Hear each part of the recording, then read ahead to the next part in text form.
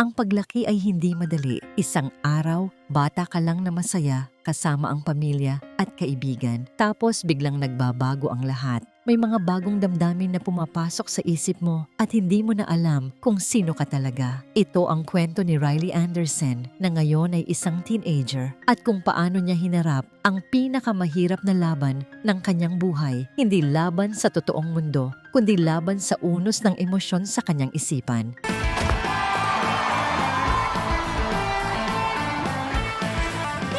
Joy coming to you live in Riley's Mind. Championship today with the Foghorn. Hey fans, get up on your feet and make some noise! Nagsisimula ang kwento kay Riley, 13 taong gulang na. Naglalaro ng hockey game. Nandoon ang kanyang mga magulang na todo cheer habang ang emosyon niya, joy, sadness, anger, fear, at disgust ang gumagabay sa kanya. Pero naparusahan siya ng aksidenteng natapilok ang kalaban kaya naupo siya sa penalty box. Habang nakaupo, ikinukwento ni Joy kung paano nagbago ang lahat mula noong una. May dalawa na siyang bagong best friends, sina Grace at Bree, kapwa teammate niya sa hockey. Nakagawa rin si Riley ng mga bagong islands para sa bago niyang interes. Nabuo rin ng mga emosyon ang sense of self ni Riley, isang core na nagsasabi kung paano niya nakikita ang sarili niya bilang mabuting tao at kaibigan. Nang bumalik siya sa laro, nakapuntos siya ng winning goal at lahat ay nagdiwang.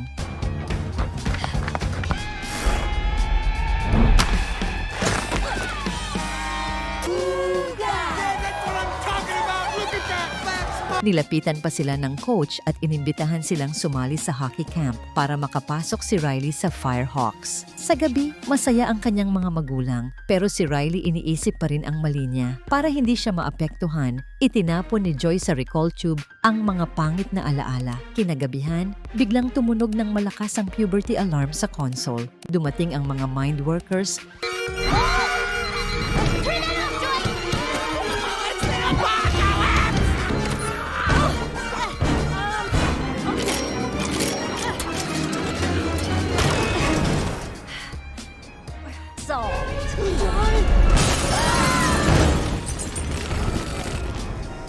Okay, let's clear it all out. It's demo day!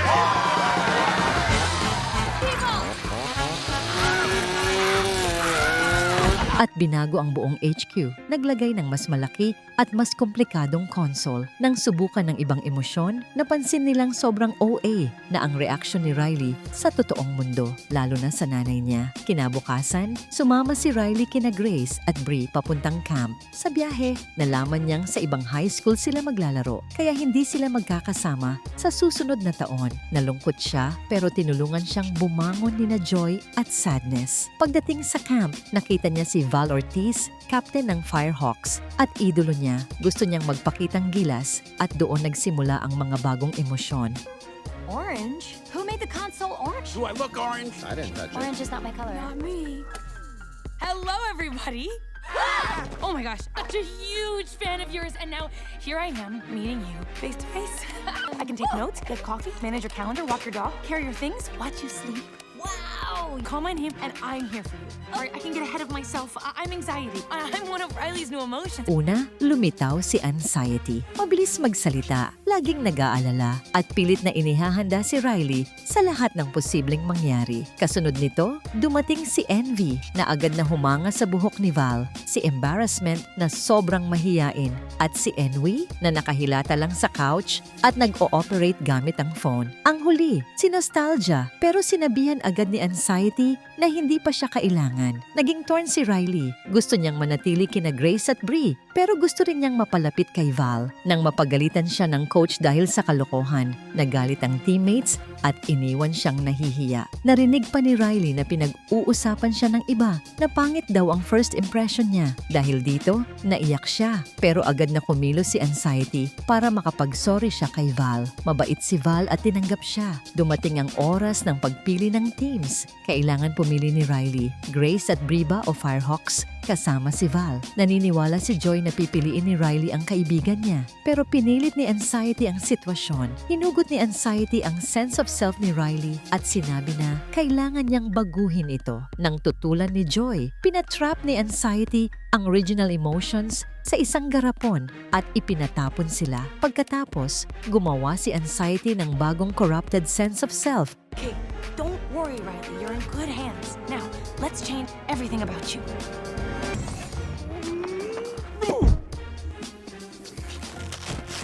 Quick question. 13 years to build the old one. Well, good news is we're not starting from Plant one? next time.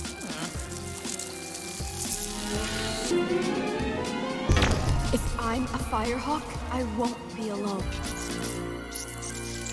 At ginabayan si Riley na piliin ang Firehawks. Imbes na sina Grace at Bree, natapon sina Joy, Sadness, Anger, Fear at Disgust sa The Vault, kung saan nandoon ang mga nakalimutang characters. Doon nila nakilala si Bluffy at ang pouch niyang puno ng gamit, si Pouchy at si Lance Slashblade, ang video game crush ni Riley.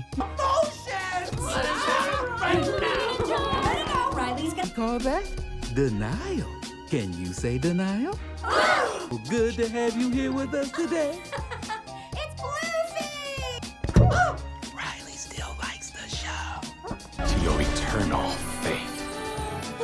Slashblade? Why is he here? Yeah, I always... Nakawala sila sa tulong ni Deep Dark Secret at nagsimulang hanapin ang tunay na sense of self ni Riley. Samantala, tuloy-tuloy ang pressure ni Anxiety kay Riley. Nagpa-practice siya ng sobra. Nagpapanggap na gusto niya ang mga bagay na hindi naman talaga para lang makisama sa Firehawks. Napansin ni na Grace at Bree na unti-unti nang lumalayo si Riley sa kanila. Nag-away ang lumang emosyon habang nasa daan. Nabasag ang loob ni Joy at umamin na baka tama si Anxiety. Baka hindi na siya kailangan ni Riley, pero pinatatag siya ni Anger. Sinabihan na huwag sumuko. Kung nag-e-enjoy ka sa recap na ito at gusto mo pa ng ganitong movie breakdowns, huwag kalimutang mag-subscribe at i-on ang notification bell. Malaking tulong ito para makagawa pa kami ng mas maraming kwento para sa inyo. Nakapasok ng palihim si Sadness sa HQ habang sina Joy at iba pa ginamit ang Imagination Land at sumakay sa parade float para makaligtas sa bagyo ng ideas. Sa totoong mundo,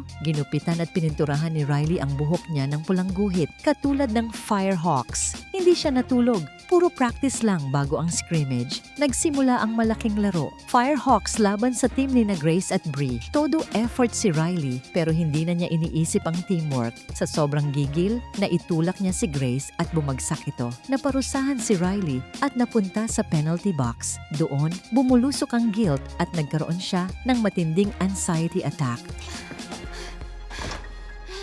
I'm not good enough. Oh no. No. I can fix it. Sa loob ng isip, kinaharap ni na Joy at ng lumang emosyon si Anxiety. Ang corrupted sense of self ay nagiging malaking buhawi ng takot. Just score, Riley! Anxiety, you're putting too much...